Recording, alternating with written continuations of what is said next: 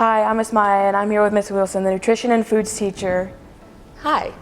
Today we're going to make a quick recipe, and it's a version of puppy chow that is peanut-free and gluten-free. What's puppy chow? Puppy chow is just this nice mix of stuff where you start with one of the Chex cereals, you goop it up, and you add sweet stuff, and kids love it. Okay. So this one's a little bit different. It's got 5 cups of corn Chex, and we found with experimenting that the corn Chex hold up with the melted chocolate better. It doesn't get as squishy. Oh, okay. Rice Chex are okay, but they get a little squishier. So we like the texture after this. 10 ounces of chocolate I've already melted. Okay. Couple of packs of Jell-O pudding, vanilla flavored, and we love to use Jell-O brand because Mr. Todd loves Jell-O so much, and you all need to ask him why. And then at the end, we can toss in some little Easter M&Ms to make it cute. Oh, those are cute. So Okay, so we're just going to mix all this together. So I'm going to let you start. You're going to Okay. pour the chocolate into the cereal. Okay, Okay? just like this? Mm-hmm. Okay. So why do we pour the chocolate in first and not like the M&Ms or like the Jell-O? So you want to coat the cereal with the chocolate real good so that the vanilla pudding powder will stick. We're not going to actually make Jell-O. You're not going to add the milk and stuff. We're just using the powder. Oh, okay. So that'll be good. Okay. All right. So stir that up the best you can. If it's a little clumpy, it's okay Okay. because it'll separate when you get the powder in there. Really? Why? And the recipe, the powder just coats it and makes it separate. Fine. Okay. That's what it says. Can we use my hands? You may use your hands. Okay, yes. because this is not working with the No. stick. And then you can start adding the powder in when you're ready, when you think it's kind of mixed. They said it would be clumpy, Yeah, it's very clumpy. Why does it get clumpy? just because the chocolate hardens. Oh, okay. That should be good, right? Since she's a mess, I'm going to start pouring the powder. Straight powder. Have you ever tried puppy chow before? This one, yes. Oh, I you've can't already tried have this one. Yeah, I can't have the other kind. Oh, So okay. go ahead and start stirring that up. Now, I had to get 2 of the bigger boxes because companies like to change ounces of food and not change the prices or raise the prices. So you can't find the exact ounces anymore that the recipe says, but they said you might have to add more pudding powder anyway. So I just got 2 big boxes. Okay. Okay? You see how it's starting to loosen up a little? Yeah, I see All that right. now. And I'm going to reach over you, grab the other one, and you can just keep on. We'll start with about half this one. Okay. Okay? So you've tried this one before. Did you like it? Oh, yeah. The vanilla pudding adds a really nice flavor to it. Really? I don't think I've ever tried the one with like vanilla pudding on it. I've just tried just like the sugar powder. Okay? You keep Oh, keep stirring a little going? bit more. Okay. See how you've still got some Oh, clumps? yeah, I see that let's now. work those clumps out a little bit. Okay.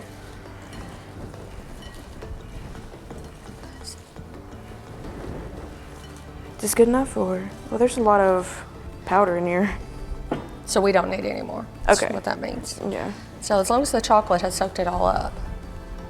There Sure you did. go. That's why they said use your hands. The spoon you just couldn't do it all. Yeah, it was. So with- we gloved up for this. Yeah, it was hard with the spoon. Yeah. I thought.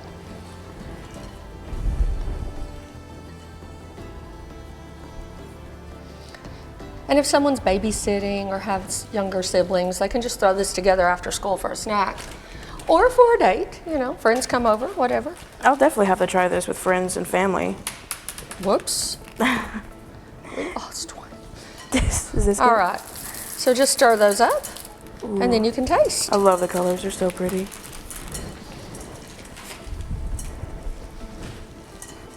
What's your favorite color, Miss Wilson?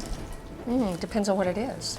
I have different colors for clothes, cars, you know, things like Oh, yeah, that makes sense. Okay. that. Okay. And that's it. I'll let you all taste. Quick and easy. Okay. Let me try some. That's good, actually. I love it.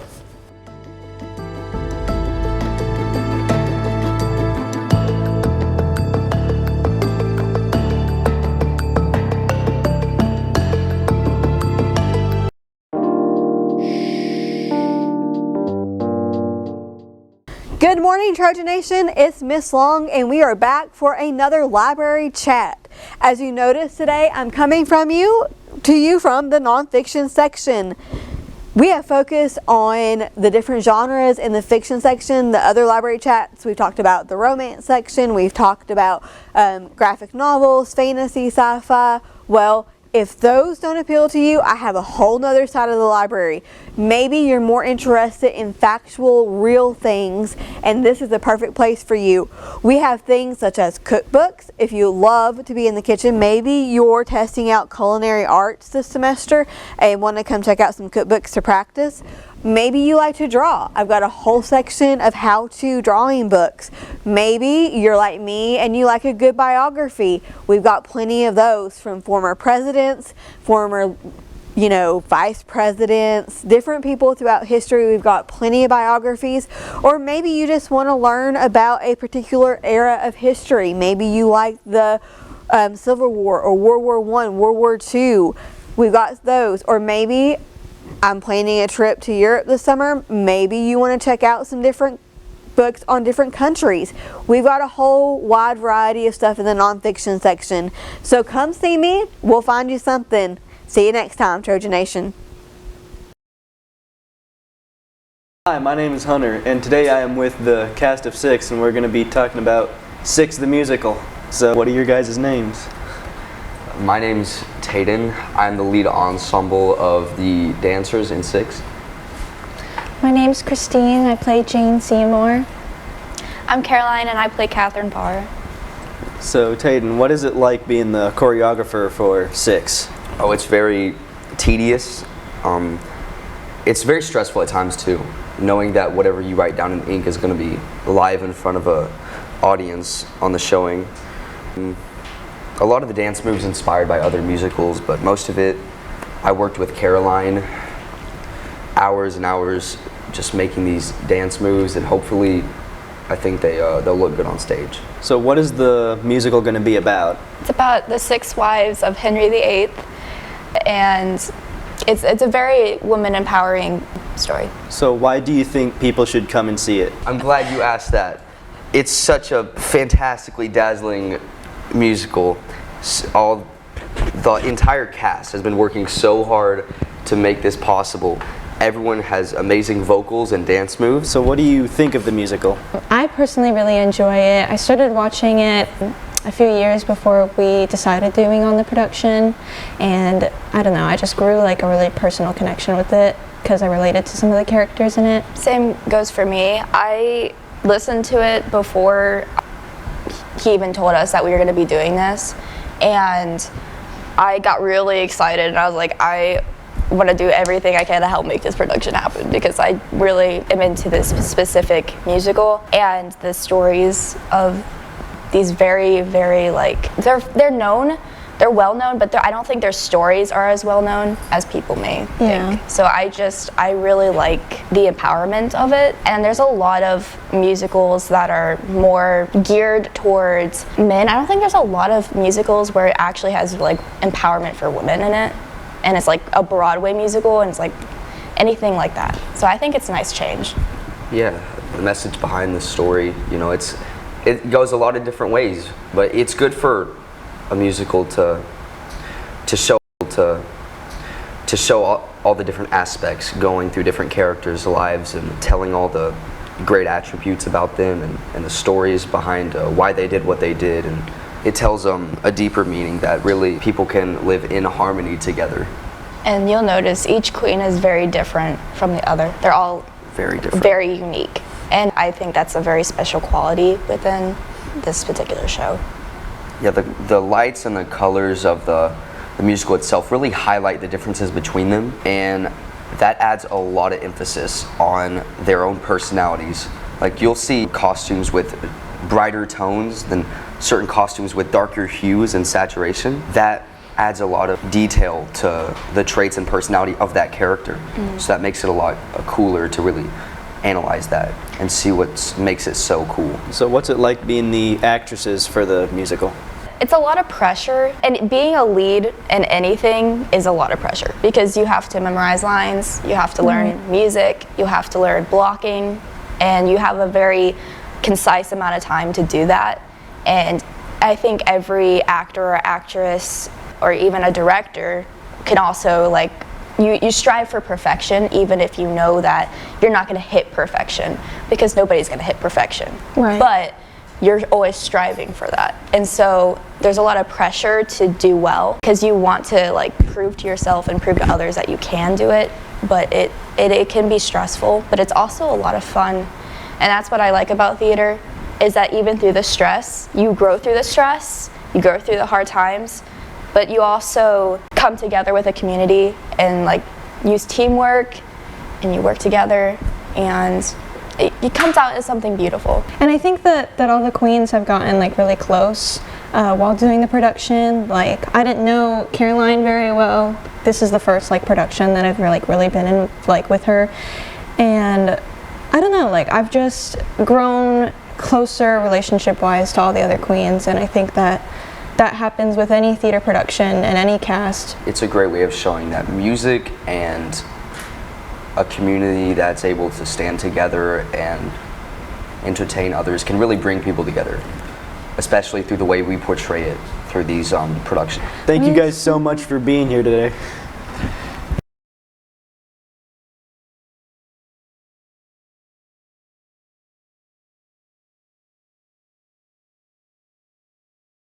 Hi, my name is Hunter, and welcome to part 2 of 6 the Musical.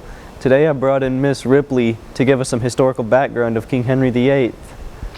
Well, hello and welcome back. I'm sitting on the throne of the musical 6, and I wanted to give you some background, thanks Hunter, for this. The first wife, which we love and we see set the scene for this, is Catherine of Aragon, and she sings a song called No Way. Now, what is unique about Catherine is she was older than Henry VIII, and she was also married to the brother first. And so what happens is Henry VIII's brother actually dies at the ripe old age of 15. And so Catherine is forced to marry Henry VIII because of a political alliance that they had made with her kingdom and Henry's. And so Catherine of Aragon brings forth the first heir to the throne, but it's a girl. Her name is Mary. Now, when this female child is born, Henry is distraught because he truly feels like he should have a male heir. So through a series of events, he wants an annulment to this marriage. And so he goes in and asks the Pope, the head of the Catholic Church, can I have an annulment? And the Pope says no. And he says, can I have a divorce? No. And so what happens is Henry, through a series of events, will go in and say, I no longer want this wife, I no longer acknowledge this child, and therefore I'm going to put them in a nunnery. And so what happens is he feels like that this is an adequate way to get rid of wife number 1. And the whole goal of it was to have a male heir. Now, wife number 2, which I love, is Anne Boleyn. Now, Anne is younger, a little feistier, and what is unique about this is Anne is actually lived with the wife, the first wife, okay? So they lived in a castle together, so Henry literally trades wives and brings Anne Boleyn in. But she does have another child, okay? And what happens is this is going to be Elizabeth I. Now, Elizabeth is the second longest monarch on the British throne up until the last Elizabeth that just passed away, and who had served over 60 years as queen. So Anne delivers Elizabeth. She comes in, but here's the problem. She is going to be beheaded because she flirted with another person, another man. And so what is unique is Henry uses this beheading as a way to yet again find another wife to get that male heir.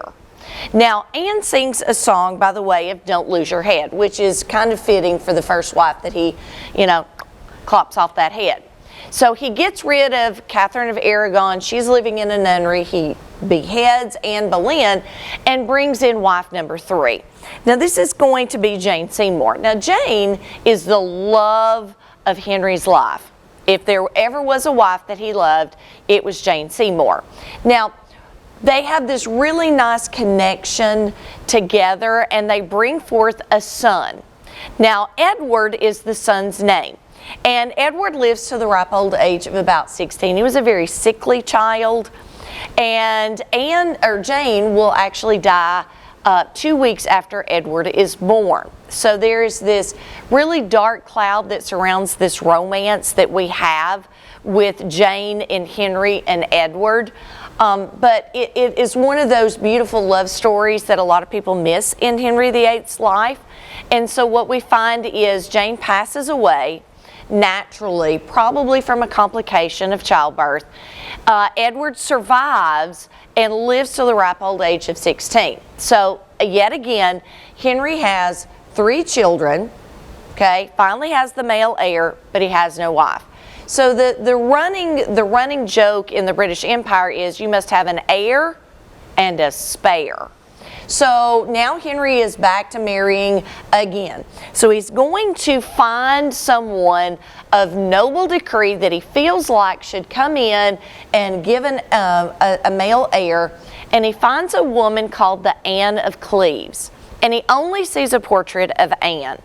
And when Anne comes to England, Henry immediately looks at her and goes, "You don't look like your profile picture at all." And so he is disgusted by Anne of Cleves. And so Anne is actually going to be given a castle and live the rest of her live-long life in this castle happily ever after. She does go in and kind of look after the children as they're very, very young, and that would be Elizabeth and Edward. So he is now, okay, divorced, beheaded, deceased, okay, or died in the musical, and then he is going to divorce wife number 4. So now we move on to the Catherines again. So we move on to Catherine Howard. Now Catherine Howard, wife number 5, has some interesting background.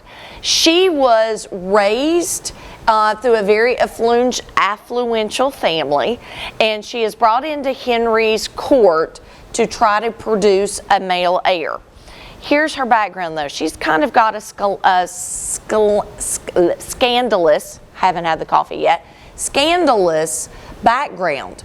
And so she is very promiscuous in her younger years, and that's going to be her downfall because she had been so promiscuous before. When she doesn't produce an heir, okay, and Henry gets very frustrated with her because he's older. He's in his late 40s at this point.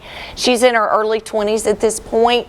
The reason that he wants to behead her is because she did not disclose her sexual history prior to the marriage. Well, in this time in history, if you would have done that, you would not have been married.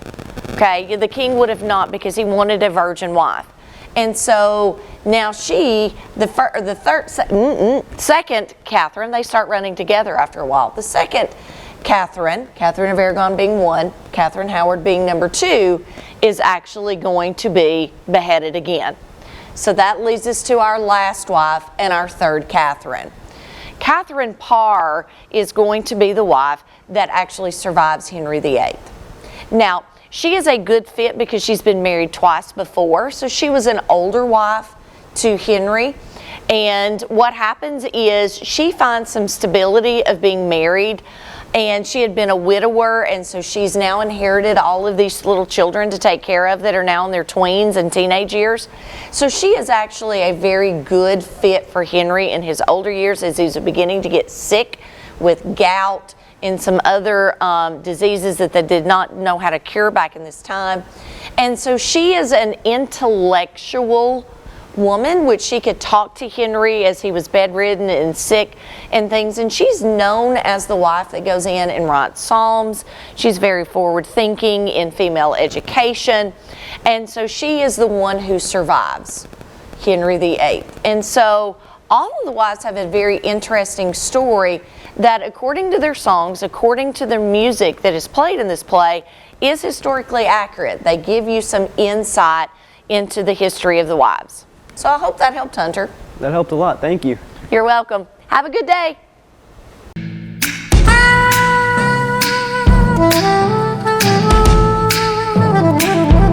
Hi, I'm Braylon, I'm Waylon. and we are At the movies. We're reviewing the newly released on Max Wonka today. We're going to give our thoughts and opinions about the movie. What did you think about it, Braylon? I thought it was mediocre. It could have been better, but you know. I would have to agree personally. I didn't necessarily think it was a bad movie, but I did think it was very forgettable and wasn't as good as I hoped it to be. Yeah, but like it's a good movie if you're like a fan of Willy Wonka and the Chocolate Factory, you know? Yeah, I think if you personally enjoy the older movies, you might find some interest in this movie. It might not be as bad for most people as it was maybe for me and Braylon, but if you are a fan of that series, then I'm sure it would be a nice movie to watch. Guys, hello. Hey, Mr. Todd. So, you guys watched Wonka? We We did, yeah. Yeah, okay. So, what did you guys think of the plot? It was good. I like the showing how he like formulated his like factory at the very end, whenever they were singing like Imagination. Right, okay. Yeah, absolutely. What did you think? Did you have, Waylon? What were your I thoughts? thought the plot was all right. To me, it seemed a little bit scrambled, personally, a little bit. It seemed like okay. the plot, it was a little all over the place a little bit. I feel like Sure. it didn't flow as well as maybe the other movies did to me. But I thought overall the plot was pretty decent. The interesting thing about this reinterpretation of the origin story of Willy Wonka, first of all, I know you guys said mediocre was kind of where you all stood with the film. I think that it's interesting because a lot of it was very dark, I think, at the beginning. And obviously Wonka arrives and he is immediately in London, approached by these con artists who basically enslave people, for lack of a better word, into this indentured servitude. The problem with this that I saw was I kept trying to figure out what time period this was. Obviously there's tons of whimsical elements which you expect from Willy Wonka, any kind of Willy Wonka film, but you drop it into this timeline where we have indentured servitude on one side and then everybody's obsessed with chocolate like it's some rarity item on the other. And so there were all these different pieces of different centuries that I feel like were just kind of jumbled together or scrambled together, as you said. And I think that definitely affected the storyline somewhat. What did you guys think of the Oompa Loompa? I liked it. It was pretty fun. Okay. I thought there was a good rendition of the Oompa Loompa. Yeah, we don't really see much of the Oompa Loompa. I guess shouldn't have been surprised by that, but someone from my generation who remembers Hugh Grant when he was playing younger roles, like he was in 9 Months and several other 90s films, 4 Weddings and a Funeral. Totally different characters. To see him as an old man definitely makes me feel a little old, I'm not gonna lie. But I thought that his performance was surprisingly good, and I didn't expect that. I didn't think, but as soon as I saw Hugh Grant was gonna be an Oompa Loompa, I thought, oh, this is terrible casting. But I was pleasantly surprised on that. So I have to say I agree with you on that. The whole premise of the film definitely is darker. I couldn't help but think, though, as I was watching Willy Wonka be in this basic, slavery thing to the Scrubbits, I kept thinking, is this what eventually will become his inspiration for enslaving the Oompa Loompas in his chocolate factory later on? Of course, that's a darker interpretation, of course, of the story. And I know that some people think, okay, that's too dark. But if you look at it, him having all these Oompa Loompa workers later on, in my opinion, it was almost, I was curious as to what they were trying to say there with that piece. Yeah, I think the movie definitely gives the most backstory for Willy Wonka than any other movie really ever has. Like any other Willy Wonka movie, this movie dives deeper into how he got to where he is, I feel like more than the other movies did. Yeah, I liked seeing his childhood. I know it was only for like a couple of scenes, but like his childhood, like in the boat with his mom making chocolate. That was really nice. Yeah, I think there were definitely some interesting components there. Timothy Chalamet, what's your take on him as Willy Wonka? He has a really nice voice. He does. I was surprised when he started singing. I thought, wow, didn't expect that to happen. Because it did sound very natural. It didn't sound like it was strained or anything like that. Waylon, what'd you think? I mean, I think he did all right as Wonka. He did better than I first pictured he would when I first saw he was casted. I'm not a huge fan of Timothy Chalamet personally, but I think he did good in Wonka, but I do believe that they probably could have found a better person to play Wonka in this new rendition than Timothy Chalamet, personally. I think that his interpretation of the character is very unique. Obviously, I think if you were to ask me who my favorite Willy Wonka would be, it would be Gene Wilder, because I felt like Gene Wilder had more of a mysterious edge to him. And honestly, he's a comedian, and so a lot of the humor that if you go back and watch the original Willy Wonka film with Gene Wilder, you're going to see a lot of sarcastic, deadpan humor that, Timothy Chalamet just really wasn't able to pull off, I didn't think. I felt there were moments where there was a hint of it, but it didn't quite make it there for me. What about you, Braylon? I agree. I think Gene Wilder is probably better, but I also really like Johnny Depp. He was okay. Oh, you like? He did all right. I thought Johnny Depp was actually the worst. That was my personal opinion. What did you Really? think? I was gonna say I think for me personally it would probably go Wonka, Charlie and the Chocolate Factory, and then like the first one with Gene Wilder.